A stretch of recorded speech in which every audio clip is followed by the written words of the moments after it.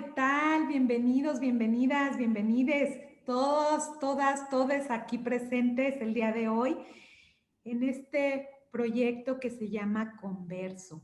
Voces compartidas, propuestas educativas que se orientan a transformaciones profundas para el bienestar comunitario. Y pues como pueden ver, aquí tengo a una gran personalidad, Ritzar Pacete, bienvenido, ¿cómo estás? Hola Claudia, muy bien y feliz y encantado de poder compartir contigo y poner una semillita para esas transformaciones profundas. Muchísimas gracias por estar aquí.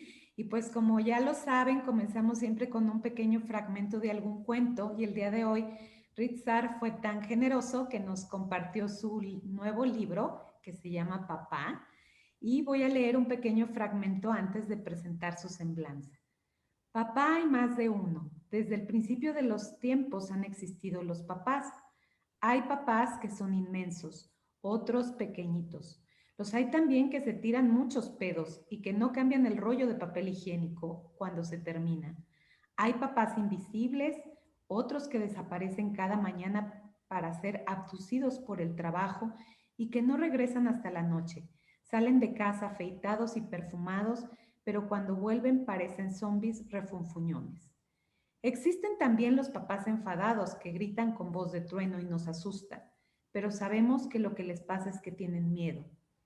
También están los papás payaso que hacen reír a toda la familia y que nos recuerdan que la vida también es bella, incluso por las mañanas antes de ir al cole. También está el papá abuelo, no porque sea viejo, sino porque se parece tanto a su propio padre que es como un emoji gemelo de su avatar. Algunos papás son como fantasmas que dicen que existen, pero que nadie ha visto. También están los papás jardineros de memoria frágil, que ponen la semilla, pero que se olvidan de cuidar la planta. Luego tenemos al papá fregona, el plancharropa, el masterchef cocinillas, el arregla enchufes y el cuelgacuadros. El papá roca, que es duro y fuerte como Hulk, pero que casi siempre al final se acaba rompiendo en mil pedazos.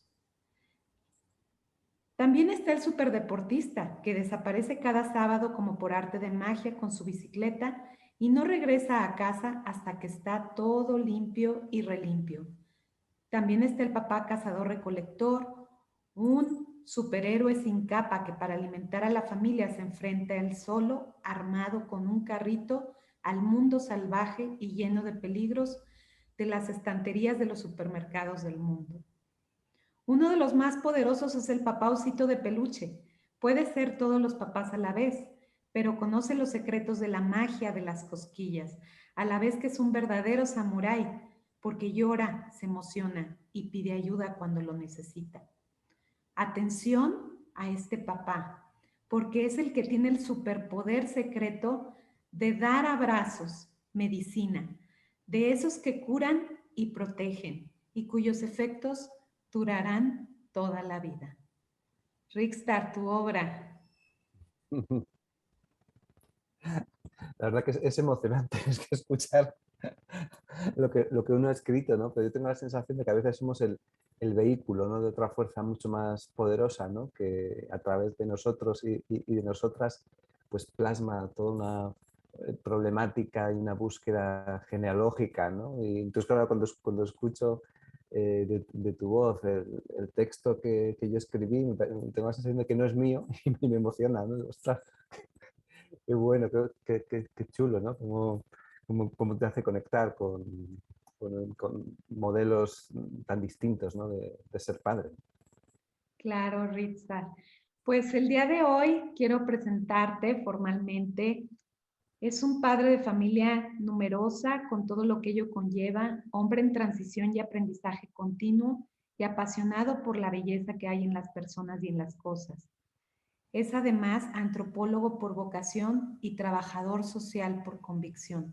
También es especialista en género, masculinidades, feminismo, políticas de igualdad, paternidad positiva y economía del desarrollo. Ha transitado profesionalmente por oficios tan diversos como la cooperación en Croacia, Guatemala, México o Cuba, la educación de personas en riesgo de exclusión social y la política.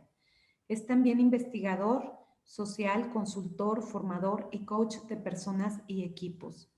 En los últimos años ha puesto en marcha, impulsado o colaborado en distintos proyectos e investigaciones para promover la implicación de los hombres en la igualdad. Entre otros trabajos, ha publicado en los últimos años el ensayo Nuevos Hombres Buenos, la masculinidad en la era del feminismo, el poder de los chicos, retos, preguntas y respuestas para los niños de hoy y el que acabamos de comentar, papá. Pues bienvenido, Ritzar. Gracias por estar aquí con toda esta experiencia tan maravillosa y con toda esta calidad humana que tienes. Muchas gracias a ti por darme la oportunidad. Pues me gustaría un poquito comenzar con la temática. Hemos estado hablando sobre los desafíos en la educación de las masculinidades, los desafíos contemporáneos y pues un poco siguiendo en esa línea, ¿a qué te refieres cuando hablamos de estos hombres nuevos, de este tránsito a modelos distintos de masculinidades? Sí, pues fundamentalmente estoy haciendo una mirada antropológica, ¿no?, a nuestra capacidad eh, de sentir compasión, de sentir ternura, de cuidar, de sostener la vida, ¿no? Que en este momento de la historia puede parecer nuevo y de ahí que reforcemos esa idea y a través del concepto nueva paternidad, nuevas masculinidades, todos y todas sepamos que estamos hablando no de cualquier tipo de paternidad, porque también puede haber una nueva paternidad más desapegada aún que lo que fue en décadas anteriores. Es decir, lo nuevo no es sinónimo de virtud. Pero cuando hablamos de nuevo estamos hablando de oportunidades, ¿no? Estamos hablando de reconectar con esa parte expresiva de la vida, lo que social, históricamente se ha considerado como lo femenino, ¿no? La capacidad de sentir, de comprender, de escuchar, de cuidar, de abrazar la belleza, de ser sensibles, de conectar con la vulnerabilidad, ¿no? Y eso no significa que ahora de repente todos los hombres tengamos que convertirnos en seres expresivos, sino que tenemos que incorporar la parte expresiva que se nos ha negado histórica y culturalmente como herramientas fundamentales para tener vidas que merezcan la pena ser vividas, para tener relaciones que faciliten una comunicación pues mucho más profunda, más satisfactoria, y en definitiva que abracemos toda la humanidad que merecemos también los hombres. Cuando hablamos de fenómenos como los feminicidios, como la violencia machista, como el desapego de los hombres en la crianza, el abandono de las familias por parte de millones de hombres en todo el mundo, no estamos hablando de un fenómeno individual, sino que estamos hablando de un fenómeno cultural que ha socializado y ha posibilitado que algunos hombres entendieran que ser hombre es no estar presente, es no ser cuidador, considerar que estás legitimado para usar la violencia como una forma de dominación y de control. Entonces yo lo que estoy abogando desde una convicción profunda de la bondad y de las ventajas que conlleva es por una transformación de los hombres hacia estos modelos más pacíficos, más tiernos, más cuidadores, de ser hombre, de ser amigo, de ser pareja y de ser papás, ¿no? Pues muy interesante, Ritzar, y creo que forma parte como de esta deconstrucción de los hombres para ser padres nuevos, para encontrar, como bien lo dices, otros modelos diferentes y donde inclusive, digo, a pesar de que hay una renuncia de los privilegios que finalmente es parte de lo que se trabajaría ahí, pues también existen beneficios y también existe riqueza y también vemos que hay una incidencia importante para que los hombres corran menos conductas también de riesgo a las que se exponen, porque sabemos que esto también ocurre. Entonces, pues platícanos un poco cómo ha sido este tránsito, cómo se han ido deconstruyendo en pro de estas paternidades diferentes, modelos distintos.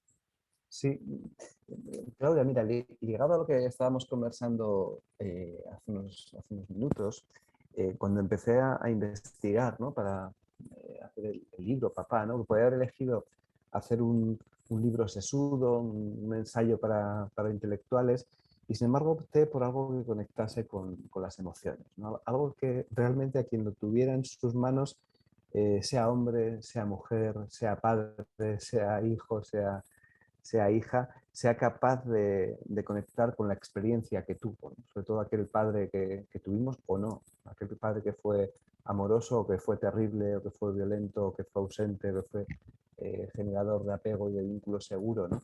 Entonces, claro, en ese proceso de investigación me di cuenta de que prácticamente estamos hablando todo el día del cuestionamiento de una forma de construir la sociedad desde una perspectiva patriarcal, ¿no? Donde lo masculino tiene más valor que lo femenino, donde se construye una serie de privilegios que son inherentes al hecho de ser hombre. Y esto viene el patriarcado viene del concepto pater, ¿no? El concepto del padre de familia y el poder que en distintos momentos históricos tuvieron esos padres de familia que tenían el poder absoluto, ¿no? Tenemos momentos en la historia como la época griega o en Roma o en la Edad Media en Europa, donde estaba Dios, el rey absoluto y el pater familia. Es decir, y cada uno en su ámbito de decisión tenía el poder de influenciar, de decidir, de arrebatar incluso la vida de sus propios vástagos, de sus propias criaturas, de sus propias hijas e hijos, ¿no? Entonces, a pesar de que es tan central la figura del padre para la construcción de una sociedad patriarcal y desigual, sin embargo no se ha investigado, o sea, no se ha problematizado, no hemos pensado sobre la figura del padre. Se ha investigado muy poco y se ha escrito muy poco, ¿no? Eso me llamó la atención, lo primero del título del libro, ¿no? Papá.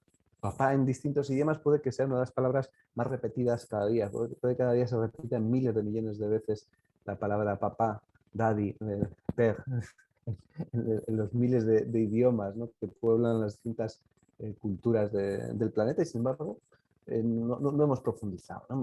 O sea, no hemos hecho esa revisión crítica sobre la paternidad y sobre todo quiero invitar a las personas que nos están escuchando que dediquen unos segundos a pensar en qué influencia tuvo vuestro papá en vuestra vida, ¿no? Y la presencia de ese padre, la ausencia de ese padre, ¿no? Ese padre amoroso, ese padre violento, ese padre incapaz o ese padre capaz y consciente. Es decir, ¿cómo hubiera sido vuestras vidas si hubierais tenido otro papá? Si hubierais vivido en otro contexto, ¿no? ¿Seríais vosotras, seríais vosotros, estaríais aquí escuchando esta conversación? Y ahí empecé en el proceso de investigación y me di cuenta que las nuevas paternidades no son tan nuevas, sino que precisamente las paternidades que estamos tratando de fortalecer, de impulsar, pues probablemente han estado presentes en distintos momentos de la historia, ¿no? Hay en un yacimiento de las edades de la humanidad, que hay aquí muy cerca de donde os hablo, ¿no? Yo estoy en Vitoria-Gasteiz, en el País Vasco, y muy cerquita tenemos el yacimiento de Tapuerca, ¿no? Uno de los principales yacimientos donde encontramos restos, ¿no? de la humanidad de sus primeros tiempos, ¿no? El desarrollo de los distintos homínidos, ¿no? en Europa. Y encontré una figura, una niña, que es como empiezo el libro, es como empiezo papá, que en los equipos de investigación llamaron Benjamina, que era una niña que tenía una grave deformación craneal.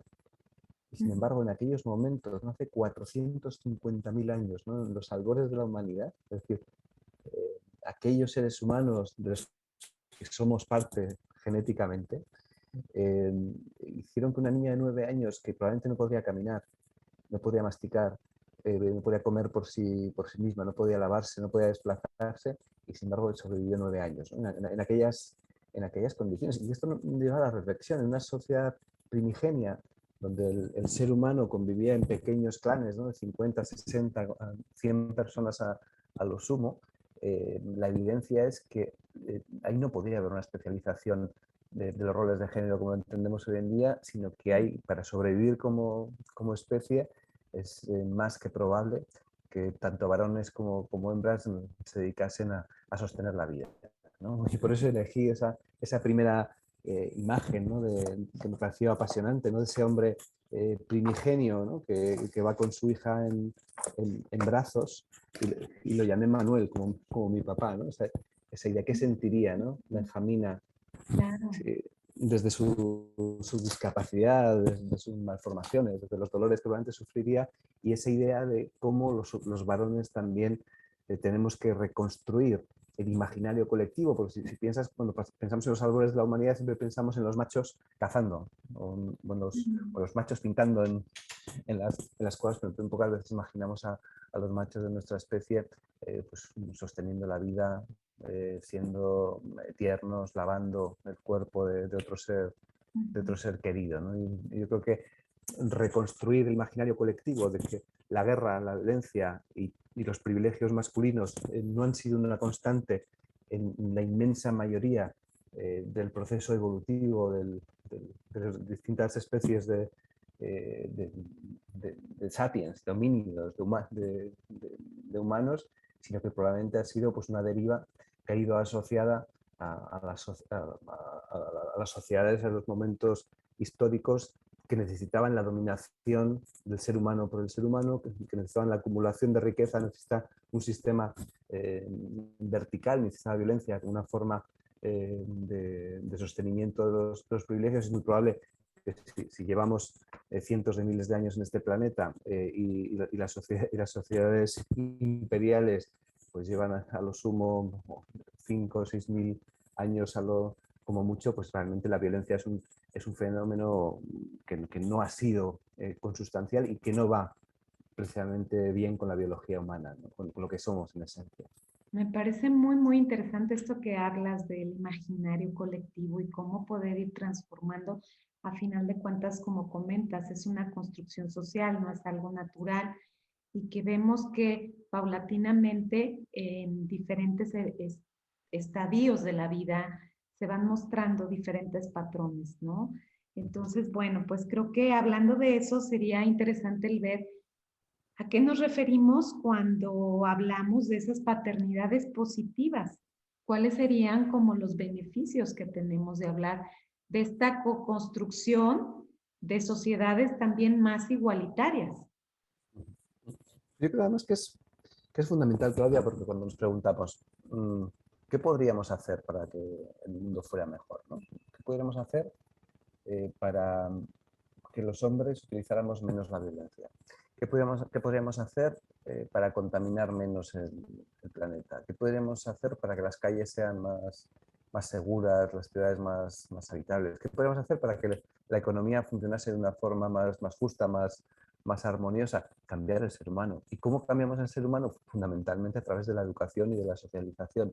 ¿Cuándo se producen los momentos centrales, fundamentales, en los que la cultura dominante pasa a ser parte consustancial de la identidad de los individuos, de los hombres, de las mujeres? La tierna infancia. Si queremos cambiar el mundo, amemos la infancia, cuidemos la infancia, protejamos la infancia, a los niños y las niñas, y fundamentalmente acompañamos a los chicos y a las chicas en la vida en familias, que tenemos esta costumbre curiosa de nuestra especie de las parejas, ¿no? Y en esas parejas, a pesar de la diversidad sexual que existe y que hay familias con dos padres, con dos madres, una parte muy significativa de los modelos de convivencia son de un hombre y una mujer, donde se activan los roles de género y donde hasta ahora el mandato, el entrenamiento, la preparación y la exigencia de generar vínculo y apego han sido a las mujeres.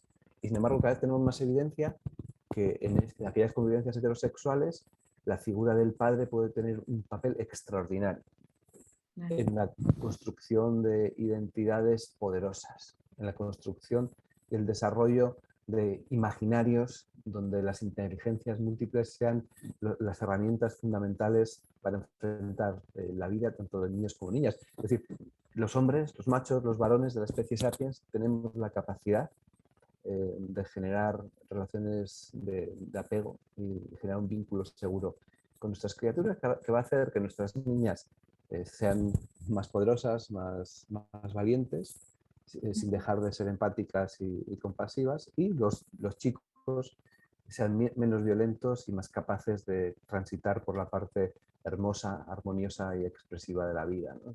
Bueno, aquí tenemos grandes ventajas y en mis otros libros, sobre todo en ensayo Nuevos Hombres Buenos, hacía hincapié en esa idea, ¿no? Como aquello que hacemos es lo que nos define, y lo mismo que se nos ha entrenado a la mayoría de nosotros, y hablo en masculino plural, ¿no? A los varones, para ser poderosos, para ser ambiciosos, para ser productores de bienes, y tener espacios de poder y de privilegio. Por lo mismo que se nos ha entrenado esas facetas, pues, también podemos entrenar, pues, la parte colorida y luminosa de la identidad.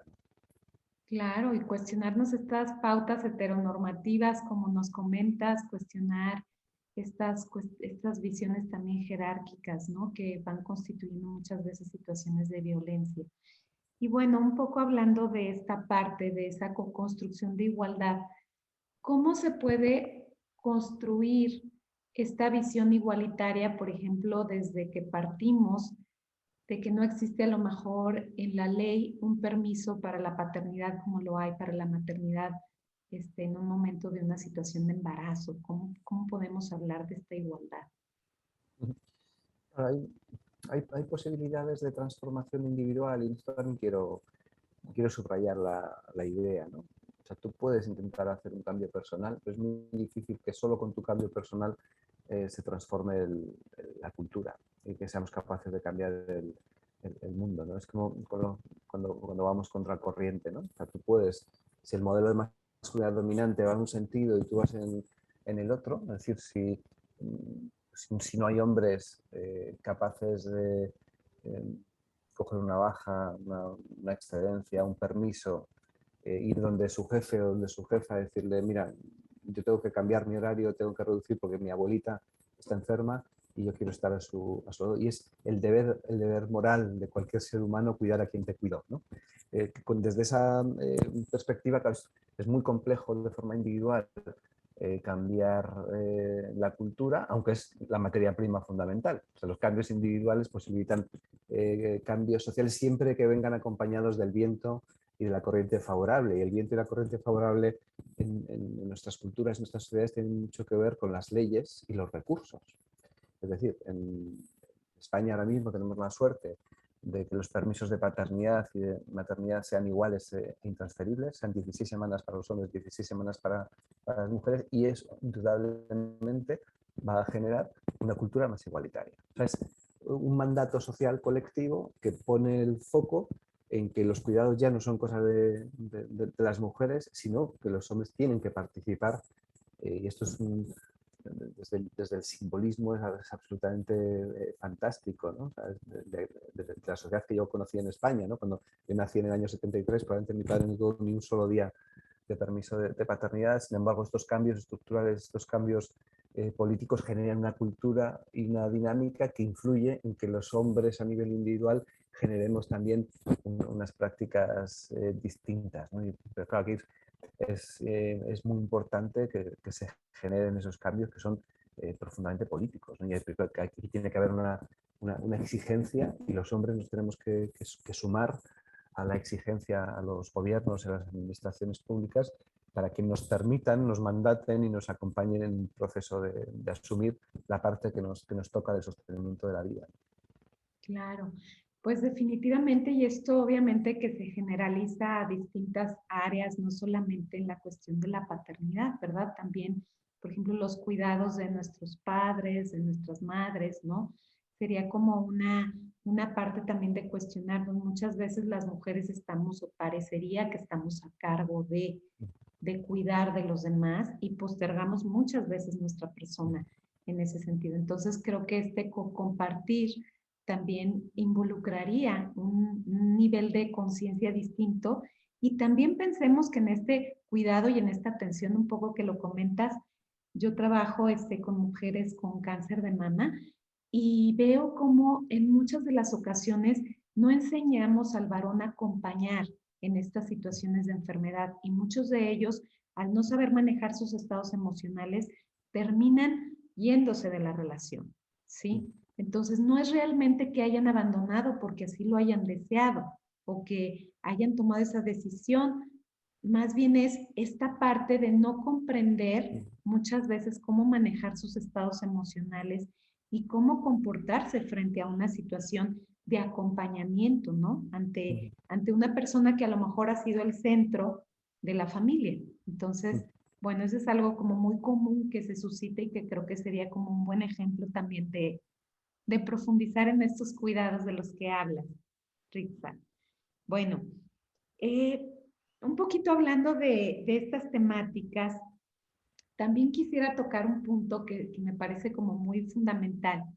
Ante las situaciones, por ejemplo, de divorcio, como yo como terapeuta de pareja veo muchas veces estas luchas, ¿no? De alienación parental, de problemáticas que se suscitan en las relaciones en pareja y que de pronto el papá no se le permite tener el mismo tiempo de convivencia o a veces por cuestión también cultural evitan el tener este contacto continuo por dedicarse a la parte a lo mejor de cubrir más la cuestión de trabajo u otras cuestiones, pero que finalmente emocionalmente en ellos hay una problemática. Entonces, ¿qué nos podrías profundizar de este tema? Sí, hombre, yo creo que eh, cuando tenemos un tipo de relación que funciona, funciona en base a quiénes somos, ¿no?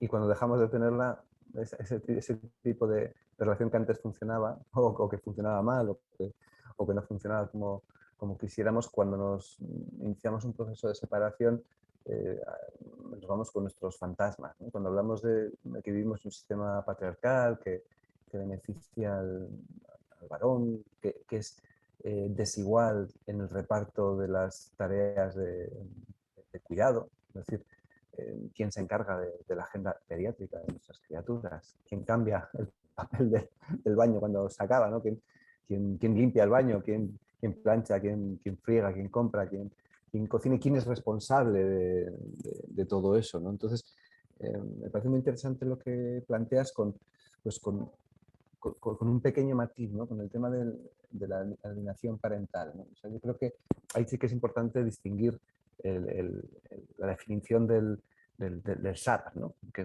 Pues que en España ha tenido, pues desgraciadamente tuvimos un suceso, ¿no? De violencia vicaria hace bien poco, ¿no? Donde un asesino machista, un maltratador, asesinó a sus dos hijas para dañar en extremo a la madre, ¿no? Esa violencia que es tan absolutamente terrible y no se puede justificar un síndrome que no ha podido ser evaluado y probado empíricamente de que exista, pero sí que hay una alienación de las criaturas en base a nuestras propias cicatrices y a nuestras propias heridas. Claro, esto se da en un contexto de inequidad y de desigualdad. Por eso, Claudia, fíjate, a mí me parece muy interesante, ¿no? Cuando tenemos el mantra, ¿no? En el movimiento de hombres feministas, en toda esta dinámica de hombres por la igualdad, solemos hablar de dos conceptos clave. Uno de ellos es el desempoderamiento de los hombres, ¿no? El ser capaces de dar un paso atrás. Y fíjate, yo incluso cuando hice mi libro, ¿no? El poder de los chicos, pues hay gente incluso que me ha criticado porque yo creo que necesitamos potencia para cambiar la vida, ¿no? Yo pensando en mi hijo Alain, ¿no? Que tiene 7 años, yo quiero que sea poderoso para ser el mismo. Y para enfrentarse a un modelo dominante, patriarcal, los niños tienen que tener mucho poder. Y los hombres que queremos deconstruirnos o transformarnos o completarnos con modelos que tal vez no sean los mayoritarios, también necesitamos mucho poder. Y luego me estaba pensando, fíjate, en la idea de los privilegios, ¿no? Que comentabas. Tal vez tengamos que darle la vuelta, ¿no? O sea, cuando hablamos de privilegios masculinos, de lo que estamos hablando en realidad es en pautas preestablecidas de elementos no democráticos y no justos de las relaciones. Entonces, eso no puede ser entendido como un privilegio. El privilegio es poder estar presente eh, en la crianza de tus criaturas, estés casado, estés en una convivencia, estés separado y ser capaz de, incluso en situaciones de separación, armonizar de la mejor forma posible para que prevalezcan los intereses de los niños y de las niñas por encima de tu ego y por encima de las disposiciones sociales y culturales, ¿no? Pero al final, Claudia, yo creo que detrás de todo esto tiene que estar la idea de reconectar incluso con la espiritualidad, ¿no? Con aquello que hace que la vida tenga sentido de ser vivida, ¿no? Y estar desapegados, alejados de los cuidados, de lo expresivo, de conocerte a ti mismo, como nos ocurre a la mayoría de los hombres. Tú que eres terapeuta que conoces, ¿no? Cómo funciona el ser humano, claro, quiénes acuden, ¿no? a las terapias individuales, quiénes hacen cursos de crecimiento personal, quiénes son las mayores lectoras, quiénes van más al médico para cuidarse, quiénes llevan las agendas sanitarias incluso de sus parejas, ¿no? Pues son las mujeres. Y esto no es justo, yo creo que no es bueno ni para las mujeres ni para los hombres tampoco, y menos para los niños y las niñas, estemos conviviendo o estemos en procesos de separación. Claro. Pues un poquito tomando todos estos elementos de los que nos has hablado el día de hoy, reconvertir las masculinidades hegemónicas tóxicas y de dominación en modelos de diversidad, justicia, equidad, diálogo y paz es algo que comentas tú en alguno de tus libros. Y creo que en función de eso, pues tenemos distintas aristas. Si pudieras así como concretarnos tres ejes trascendentes para una propuesta educativa para las paternidades positivas, ¿cuáles serían?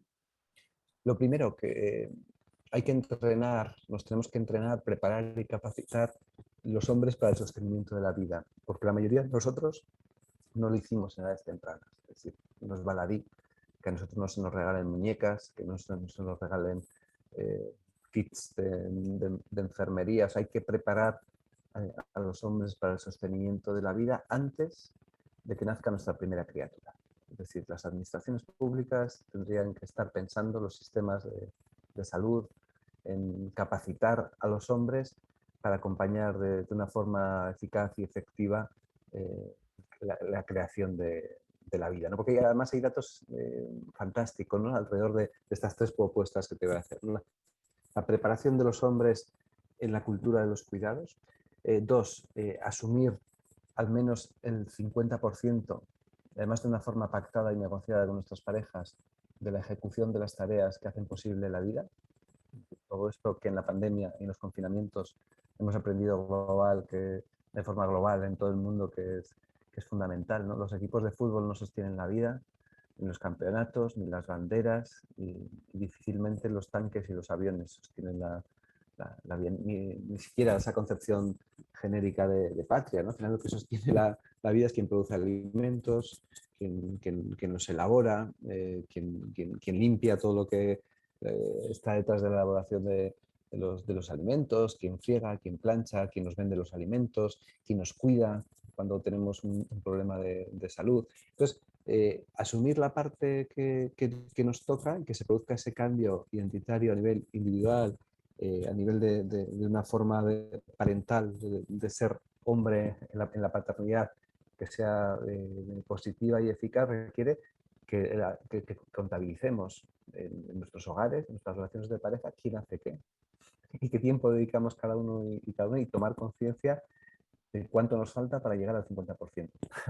Empezar a incluir la matemática de justicia redistributiva en las relaciones de pareja me parece fundamental. Y otra cuestión clave tiene que ver con asumir la responsabilidad. O sea, yo creo que en las calles de México, de Buenos Aires, de Chile, de Argentina, de Francia, puedes ver papás maravillosos, ¿no? Con sus carritos de bebés, con sus mochilas de porteo, ¿no? Pero claro, la gran incógnita muchas veces es quién organiza la agenda de todo esto y quién asume la responsabilidad de que todo funcione, y ahí conectamos con la idea de la responsabilidad. ¿Quién sigue asumiendo la responsabilidad? ¿Quién asume la carga mental de los cuidados? Entonces yo creo que estos tres ejes, ¿no? De capacitarnos y formarnos para la vida, para los cuidados, para el amor, para la conexión con la vulnerabilidad, pero de una forma sistemática, es decir, que haya cursos de preparación al parto y al embarazo donde tengan una agenda específica los papás, que en las escuelas enseñen a los niños a cuidar también, a bañar a un bebé, a coser, y es una de las fórmulas que yo utilizaba en el poder de los chicos, ¿no?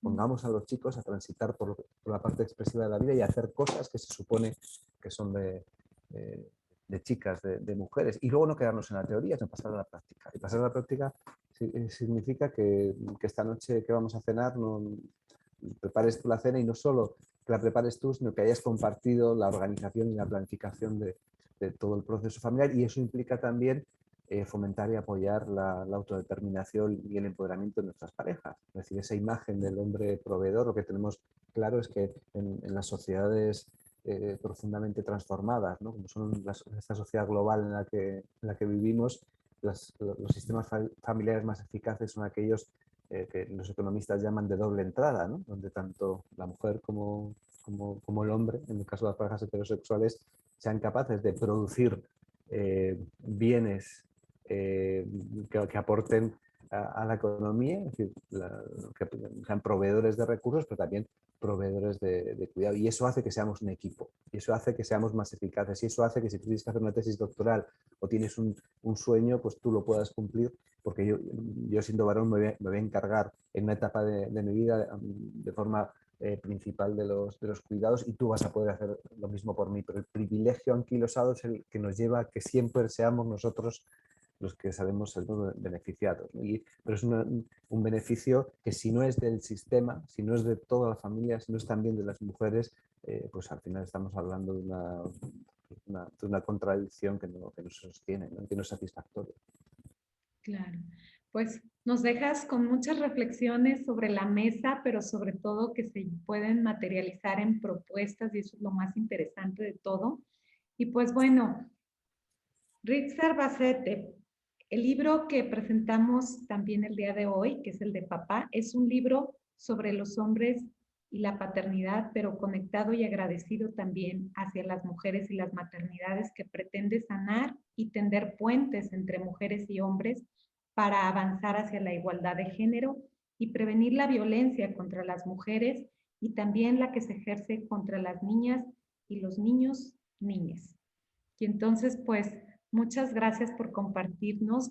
Quisiéramos saber dónde te podemos localizar, dónde podemos adquirir tus libros. Platícanos. Bueno, pues bueno, estoy en redes sociales. Hoy, con la magia de los buscadores, si ponéis mi nombre, Richard Bacete, Richard se escribe de una forma compleja porque la grafía es en euskera, R-I-T-X-A-R, Bacete, pero bueno, el apellido, como es raro, pues poniendo Bacete masculinidades o Bacete papá, Bacete de Twitter, pues va a aparecer mi cuenta eh, de Twitter, que es @Richard Bacete, o también me podéis encontrar en Facebook o en LinkedIn, en otras redes sociales, pero sobre todo me podéis encontrar en las librerías.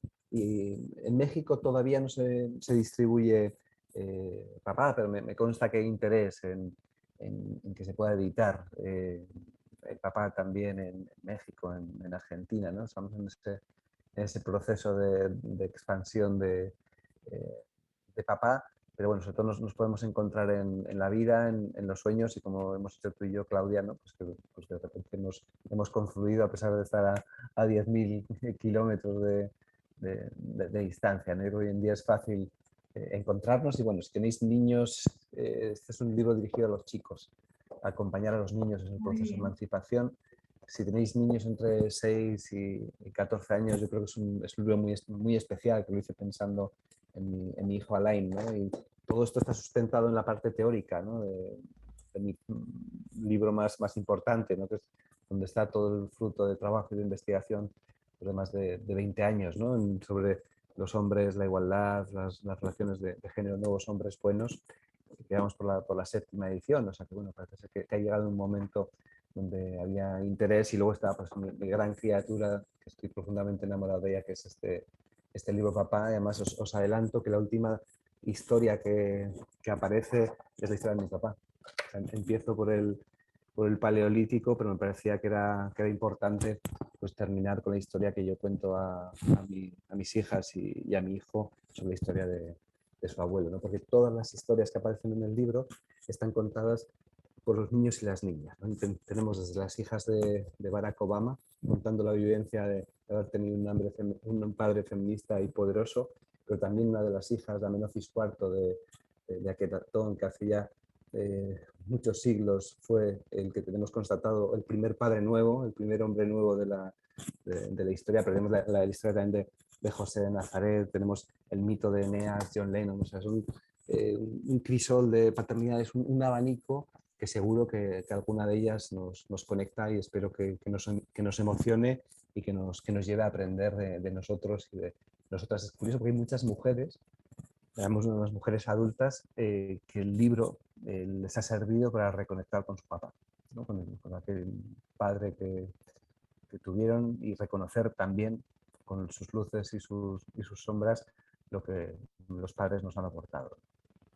Pues esto es maravilloso, qué gran recorrido nos acabas de dar y qué interesante para adquirir todos tus libros que además de que nos pueden ayudar, como dices tú, a conectar en alguna etapa, en algún momento, pues tienen esta parte educativa que nos ayuda también a cambiar nuestra visión y como decías, también ese imaginario colectivo que tenemos. Entonces, muchísimas gracias, Richard, por estar aquí. Y sobre todo, pues me gustaría ya nada más para cerrar de esa última historia que nos comentaste de tu papá, con qué nos quisieras compartir de tu papá. Mira, pues si quieres os la puedo leer. Claro, adelante. La puedo leer porque, bueno, otra de las partes del libro, claro, yo he recreado historias a partir de tratar de conectar con el personaje histórico.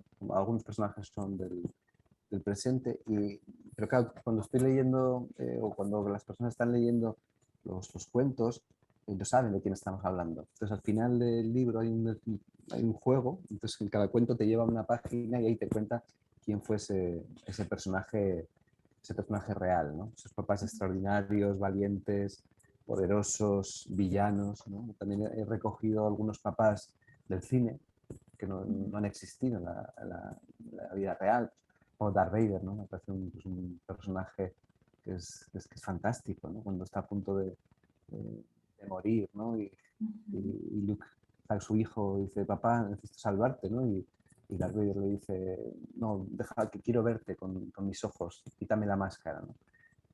Como símbolo también. Entonces le quita Luke la máscara y dice, papá, pero si te la quito vas a morir.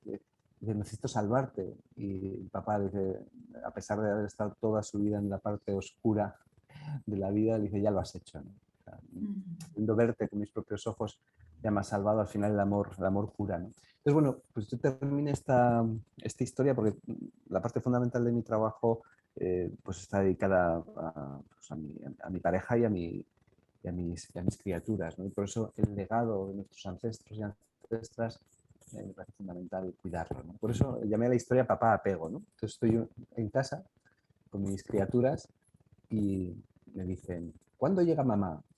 ¿Os habéis lavado los dientes? Es tarde, tenemos que dormir, venga, ya, Alain, ven aquí. ¿Todavía no has recogido tus juguetes? Naya, ¿has terminado tus deberes de inglés? Jara, voy a cambiarte el pañal. No corras, ven. Si no obedecéis, ya os podéis ir olvidando de jugar a la Wii en toda la semana. Vale, pero cuéntanos una historia de miedo. Pero una historia que dé miedo de verdad. ¿Es verdad que el abuelo Manolo se encontró con un lobo cuando era pequeño? Dale, papá, cuéntanos esa historia. De acuerdo. Cuando tengáis el pijama puesto, os la cuento. Era un frío día de invierno y el abuelo estaba solo, trabajando cuidando un rebaño de cabras. No tenía más de 7 años. Después de atravesar un riachuelo, se encontró frente a frente con un lobo ibérico. Estaba tan cerca que podía sentir su aliento. El lobo era más grande que él y tenía unos enormes ojos negros que no dejaban de mirarle. De repente, el lobo bajó la cabeza y retomó su camino. Esa historia no da miedo. ¿Cómo va a estar trabajando un niño de 7 años? Alain, el abuelo empezó a trabajar con 6 años y no fue nunca a la escuela, como les ocurre todavía a muchos niños en el mundo. Pero si todos los niños van a la escuela, ¿y cómo aprendió a leer si no fue al cole? Para poder aprender a leer y escribir tenía que caminar cada noche 5 kilómetros de ida y otros 5 de vuelta para que un viejo profesor le enseñara. Papá, ¿es verdad que el abuelo nunca te ha dicho que te quiere? Porque tú nos lo dices todos los días. Bueno, ya está bien, a dormir, que luego por la mañana no hay quien nos levante. Papá, ven, tengo miedo. Hay un lobo en mi habitación. Tranquila, papá está aquí. Es el viejo lobo del abuelo, nuestro animal de poder, que siempre nos protegerá. Wow, qué belleza y además, pues una forma de hacer empatía, ¿no? También y de comprender la historia de nuestros padres, comprender la historia de los abuelos, de nuestros ancestros y darles voz a través de esta historia también. Creo que les estás, así como dijiste de la máscara, es una forma también de sanar, de curar. Y pues te agradezco muchísimo, Rixar, tu presencia aquí, el compartir y sobre todo el habernos abierto tu corazón a través de estas historias y ojalá que no sea el último, que tengamos otra charla, porque hay que presentar también el poder de los chicos y otras, muchas otras obras más. Muchas gracias por estar aquí. Muchas gracias a ti. Un abrazo muy grande. Encantado y cuídate mucho. Gracias. Pues nos vemos pronto y recuerden las redes sociales, Claudia Hernández, mi Facebook y Claudia HD-sexóloga, mi Instagram. Nos vemos muy pronto en otro episodio de Converso.